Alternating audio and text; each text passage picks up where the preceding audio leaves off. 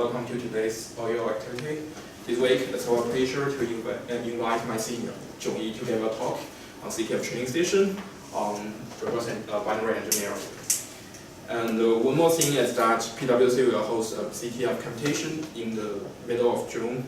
So our university plan to organize two teams with 4 members each to compete with the teams from other universities. And if you have interest, you can discuss with me after the talk. Thank you. Then I will pass on time to Zhongyi.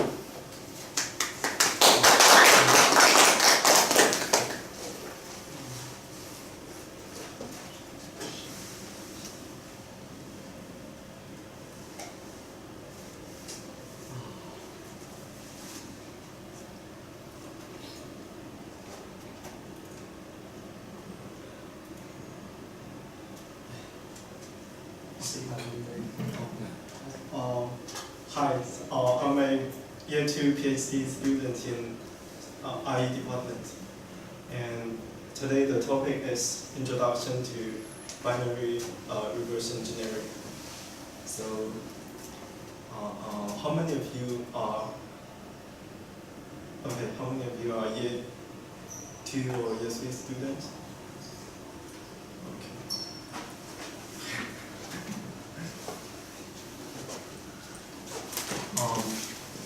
So what is reverse engineering? I think.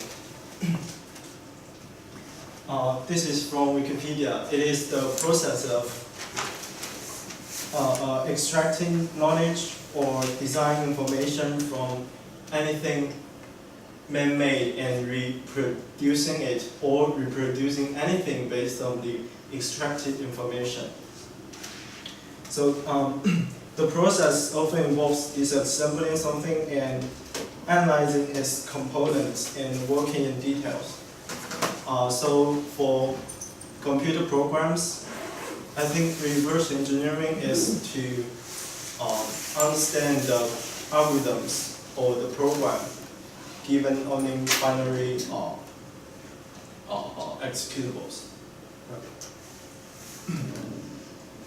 So today I'm going to talk about the basic concepts and methodologies and tools for binary reverse engineering. And after this session, you may know how an executable is produced and how it is executed, and then what is inside an executable file, and how to analyze an executable file, how to extract information or understand the algorithms in an executable file. And then I'll introduce memory corruptions and the tools for reverse engineering. Have you learned operating systems? Yes? How many of you have learned operating systems? CSCI, C1, 5. And then, okay. Yes. So when you write a piece of C code, first it is compiled to assembly code, and this process is called compiling. Okay. And the assembly code is then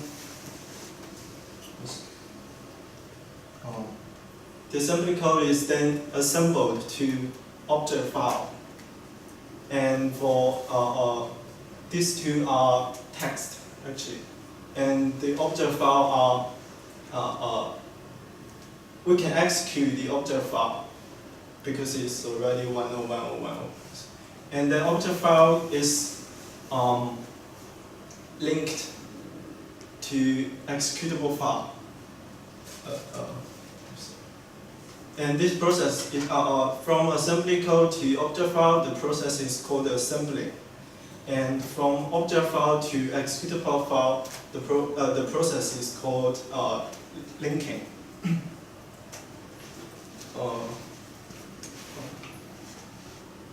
And this is a piece of C code, and we compile that to assembly code, As you can see, the main function here and some instructions. Here, printf function is called. And then the assembly file is assembled to object file. So actually, this is the object file. It's numbers, and we disassemble the object file. Disassemble means decode the 1010 numbers to assembly instructions. This is what we decoded. Right? And object file is finally linked to executable file. The differences between executable file and object file,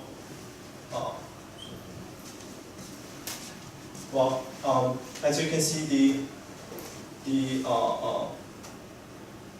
there is a global variable, and the global variable is the address of global variable is determined in here in executable file, but the address of global variable is still not fixed in this object file. This is one of the differences. So in an executable file, the format of the executable file in Linux is called EOF. The same for object file.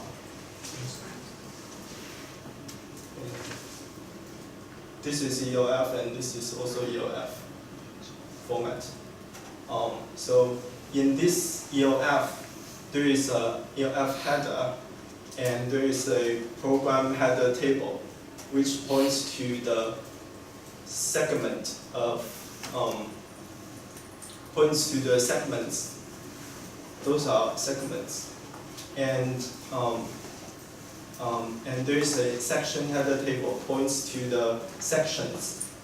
The differences between segment and section is, in the file system, the file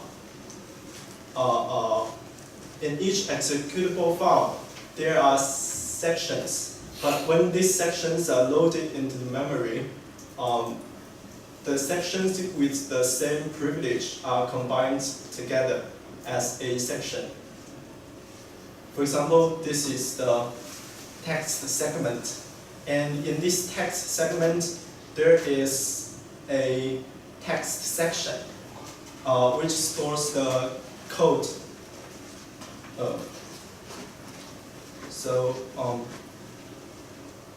This main function is in text section. In text section, and there is in this text segment there is read-only data section. The privilege of these two sections are read-only, so that you can write or execute, or you can write to this section. Segment, sorry. The read-only data section stores the read-only read-only data, including strings, constant variables. So that when the program is running, you don't need to modify the read-only data. And also there are other sections. And this is the data section. It stores the global variables. So what is the local variables? Text? Yeah, it's runtime determined the local variables. I will explain this later. Right. Okay. You mentioned the read-only data. However, if we use some binary assembly language, can we modify them, or the program is I would say the data is already fixed when you before you execute the program, which means assembly code. You write assembly code to. Okay, you write to this memory addresses. Because You get segmentation fault. Yeah. You can't write to This this. is when you get segmentation You fault. can't write to this memory space. Yeah. Any questions? Okay. So yeah, how does the machine executes an executable? So when you, for example, you write a piece of C code and then compile, and then you compile that to executable file with GCC, and it lies in the file system, which is in the disk, right? And when you execute this executable, it's being loaded into the memory. As you can see, the read-only data and text, those sections are in the in these segments. Read-only data and text sections are in are combined as text segment, and data section is data segment in the memory. And the operating system will create a stack create stack memory space and heap memory space for the running program. Right. And this is the CPU. CPU will fetch the data and instructions and execute. And there are many registers in the CPU. For example, the PC register, which stores the address of the instruction that the computer is executing. It points to the executed instruction, and which is also called instruction pointer. And there are general purpose registers like RAX, which is 64-bit. RBX is also 64-bit. Those are 64-bit registers in a 64-bit machine. And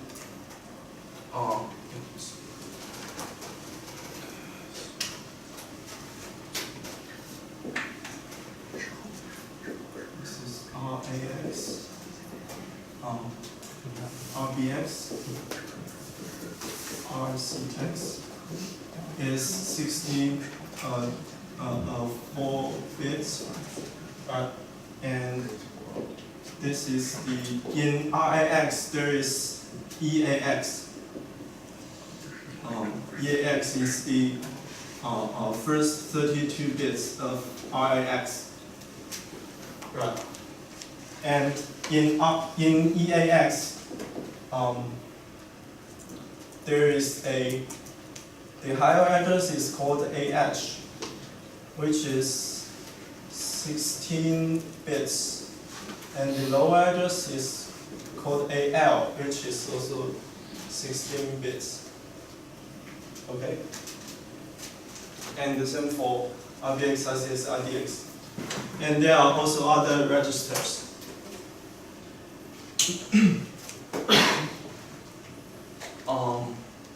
Yeah, that's it. Stack. Yeah, stack is just a piece of memory space which is created by the operating system, and is used as functions local memory management. The local variables is stored in the stack. Okay. And it's just a kind of data structure. First in, last out. And there are also calling information on the stack. I'll explain this later.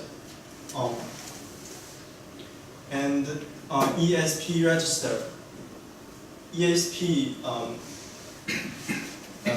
is a 32 bits register in 64-bit machine. What is this? Yeah, RSP is very similar to this IX,